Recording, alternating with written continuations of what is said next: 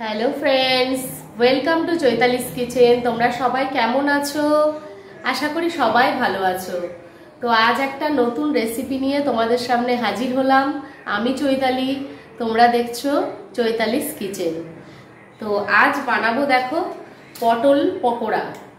তোমরা কারা কারা খেয়েছো আর না খেয়েছো সেটাও আমাকে জানাবে। আমার কাছে এটা নিউ। তো দেখো 4টে পটল নিয়ে নিয়েছি বড় বড় সাইজের। এবার এই পটলগুলোকে আমি ছাড়িয়ে নেব। প্রথমে মুখ দুটোকে বাদ দিয়ে দেব, দুদিকের মুখটা বাদ দিয়ে দিলাম।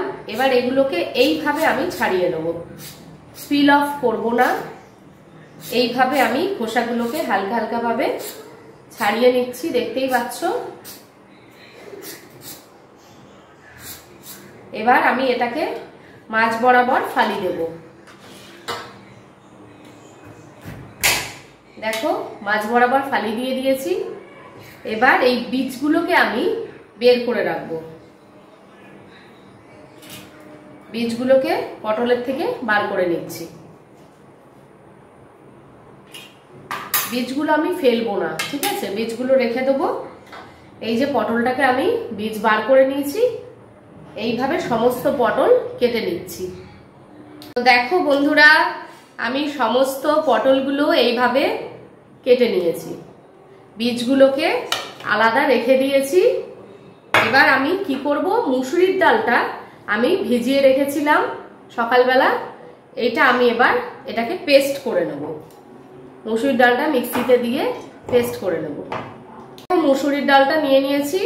এবার এই যে পটলের বীজগুলো একসাথে এর মধ্যে দেব, দিয়ে এটাকে ঘুরিয়ে নেব। আর ওই পেস্টটাকে আমি বাটিতে ঢেলে নেব।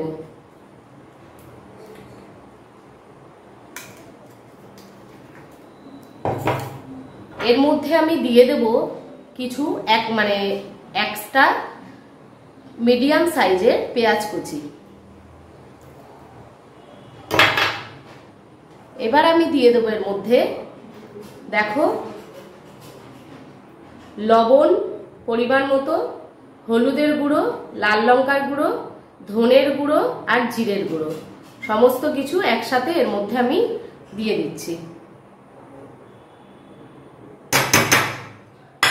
এবার আমি এটাকে ভালো করে মেখে নেব।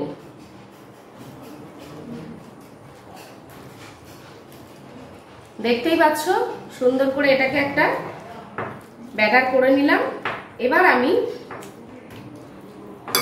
এই পেস্টটাকে এই পটলের মধ্যে দিয়ে দেব। এইভাবে পটলের মধ্যে ভরে দেব।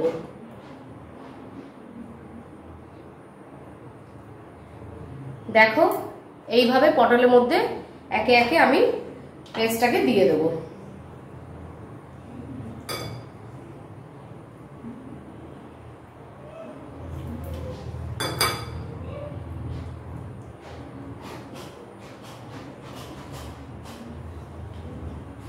দেখো বন্ধুরা, আমি এইভাবে সমস্ত পটলে পুরগুলো ভরে নিয়েছি।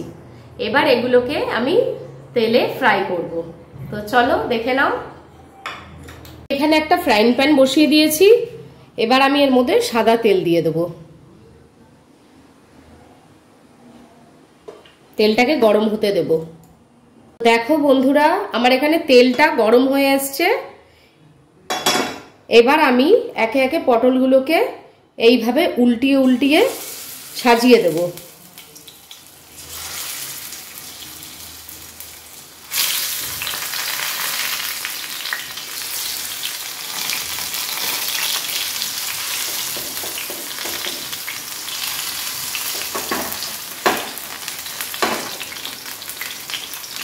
আমি ভাজাটাকে একদম কম ফ্লেমে ভাজবো। আস্তে আস্তে ভাজলে জিনিসটা ভেতরটা সুন্দর করে ভাজা হবে আর পটলটাও নরম হয়ে যাবে। তো একদম গ্যাসের সিমটা লো করে দিয়ে আমি আস্তে আস্তে এটাকে ভাজবো। দেখো বন্ধুরা, আমাদের এই এক পিঠ পটলের ভাজা হয়ে গেছে। এবার অন্য পিঠটা উল্টিয়ে দেব। দেখতেই পাচ্ছ একদিকে ভাজা হয়ে গেলে আস্তে করে ছেড়ে দিচ্ছে সুন্দর। এবার আরেকটা পিঠ উল্টিয়ে নিচ্ছি। এই পিঠটাকেও ভেজে নেব।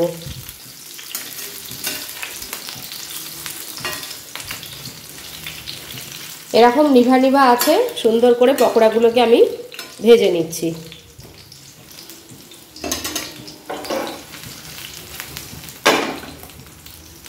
দেখো বন্ধুরা, গরম গরম আমার এদিকে পকোড়া রেডি।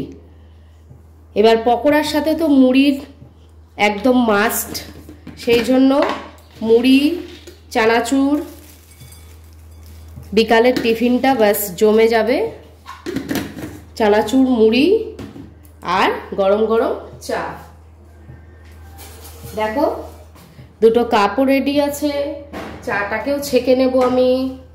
দেখতেই পাচ্ছ আদা দিয়ে লিকার চা খাই বিকালবেলা।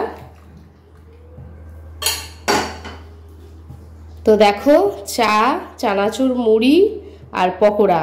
এবার আমি খেয়ে দেখব পকোড়াটা কেরম হয়েছে, সেটা খেয়ে দেখব আমি।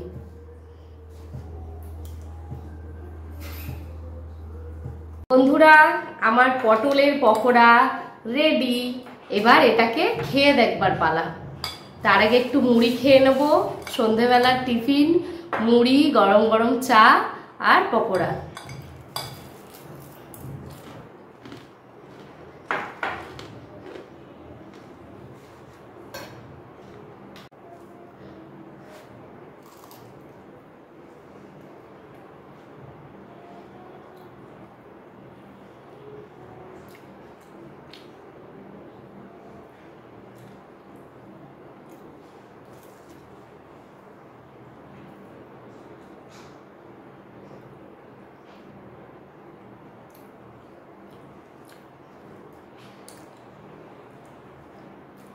ভালোই লাগছে বন্ধুরা, আমিও নতুন ট্রাই করলাম, তোমাদের সাথেও সেটা শেয়ার করলাম। পটলটা শুধু ভাজা না খেয়ে এইভাবে পকোড়া করেও খেতে পারো, দারুণ লাগবে। তো এবার চা দিয়ে সন্ধেটা শেষ করব আমি আজকে আমার এই ভিডিও। তোমাদের কেমন লাগলো অবশ্যই কিন্তু তোমরা কমেন্ট করে জানাতে ভুলবে না। আর যদি ভালো লেগে থাকে তো like, comment, share and subscribe করে পাশে থেকো বন্ধুরা। ভালো থেকো, আবার দেখা হবে নতুন কোনো ভিডিও নিয়ে তোমাদের সাথে। তো আজ আসি, বাই বাই, তোমরা সবাই ভালো থেকো।